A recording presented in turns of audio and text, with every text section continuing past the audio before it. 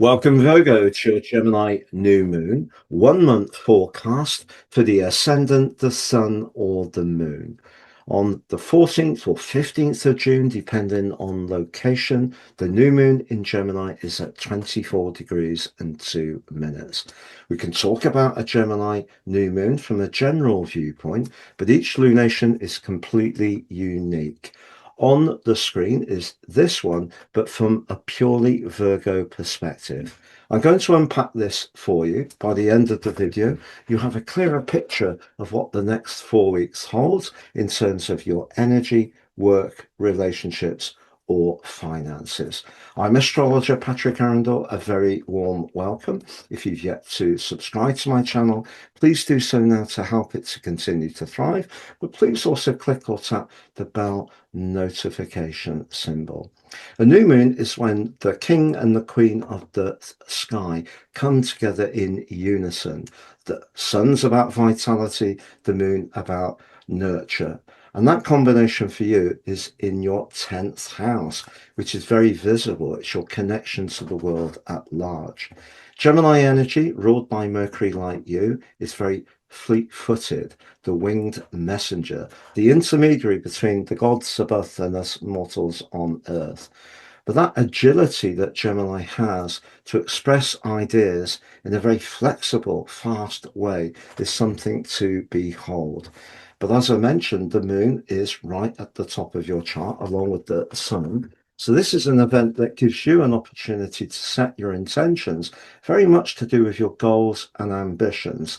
Now, everybody has their own unique things that they're drawn towards. If it is around your professional situation, the chances are that's going to be a big area of activity over the next month. But if your desire is to help people in your community, perhaps do more with your grandkids, or pursue a hobby that's really important to you, that's where your ambition can show up too. But let's just drill into the details. So first of all, the combination of the sun and the moon is in the third decan of the sign of Gemini, which is sub-ruled by the steady eddy of the Zodiac Saturn, but also the progressive vibe of Uranus. And what makes this event so incredibly unique is that Uranus is back in the sign of Gemini as we have this new moon for the first time in about 77 years. So that brings a rarity to the event. And there's Uranus right on that 10th house cusp. Now, Uranus is about freshness, but it's also pushing us to get in touch with our higher purpose. So, for example, if you're in a job at the moment or you have responsibilities that you're not really enjoying, one of the things the new moon with Uranus's help can push you to do is to break free of something you're not enjoying. But that could come from learning new skills. It could be about adapting, flexing into the way the world is changing at pace, particularly around technology, which is very much to do with Gemini. Gemini broadly can be to do with the media, it can be to do with our ideas, it can be to do with short journeys, our immediate physical community, our locality, our neighborhood, but just as much the people we link to online. But it is very, very cerebral. So it's about how we think, but it's also how we express. Mercury in its rulership of your sign is much more to do with precision. But in both signs, there is a need for cool detachment. And Mercury, your ruler, is on this event actually afflicted. And that's really important. So Saturn, the planet of limitation, the greater malefic, is applying to Mercury in a part of your chart to do with your long-term plan, your highest hopes, and potentially also your friendships. And it may be that if there is some politics that are going on, which are then feeding into how you're feeling as far as your everyday roles, that can be something to be conscious of. But just as easily, it may be you work with a group of people where you don't feel that comfortable with them, there isn't much collaboration or cooperation, or you're not paid properly. Saturn in the 8th house and Mercury in the sign of Cancer for you can be more idealistic. That can also push you to perhaps set your intentions to change and move to something that would actually respect your talent.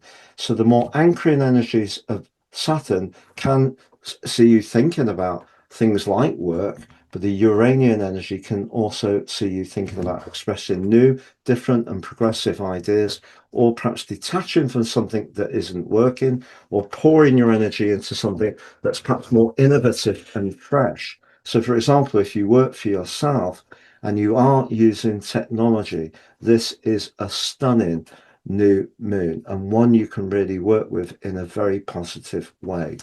And part of the reason for that, Virgo, is Mars.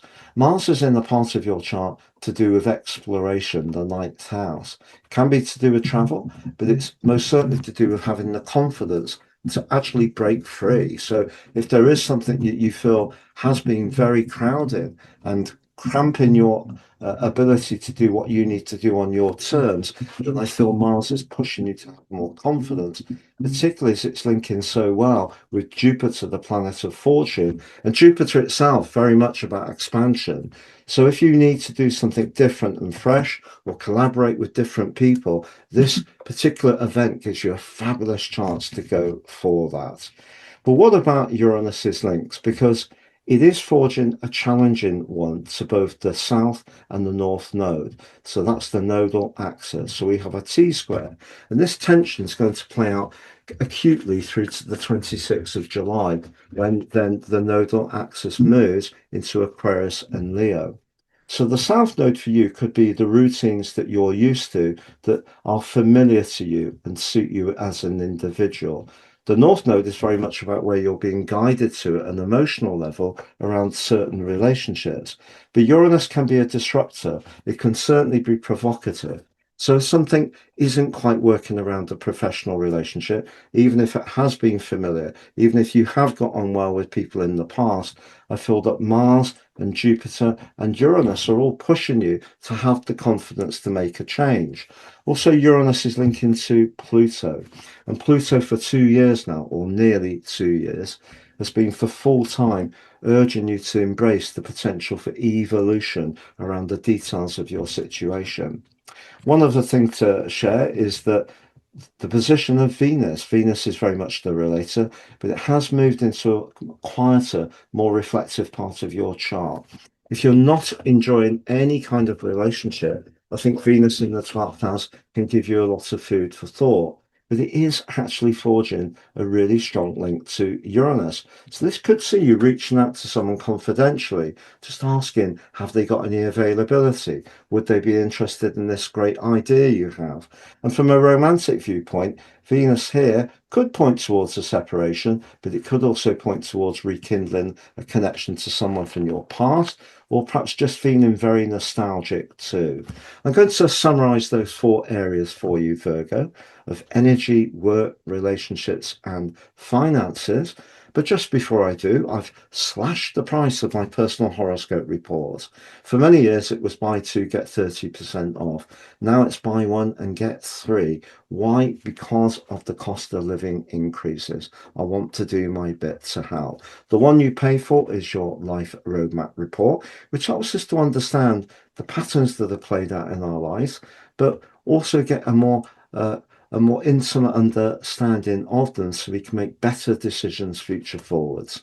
Free is your 12 months transit forecast and also your draconic soul karmic analysis. Please see below for more on those. If you've yet to watch your Jupiter No More Blocks deep dive video, please check that out on the screen. If you've yet to watch your uh, Chiron into Taurus 50-year return video, that's on the screen. If you'd like to work with me one-to-one, please check out my testimonials below. And if you've yet to sign up for my free daily written horoscope, please take advantage of that and get your early day celestial pit stop fired to your inbox. So, to summarize, as far as your professional situation is concerned, I think Uranus is pushing you to have more confidence to raise your profile, or perhaps to embrace change. If you've got brilliant ideas of your own, do go with them. have the confidence to go with that. If there is something you're doing at the moment, which is maintaining the status quo, but really killing your passion, crushing your passion, I should say, the chance to liberate yourself from the yoke and do something that's much more engaging.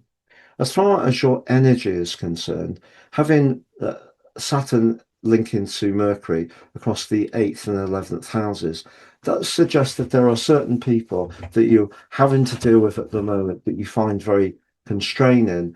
The energy of this event is really pushing you towards breaking free, and that will bring your energy up.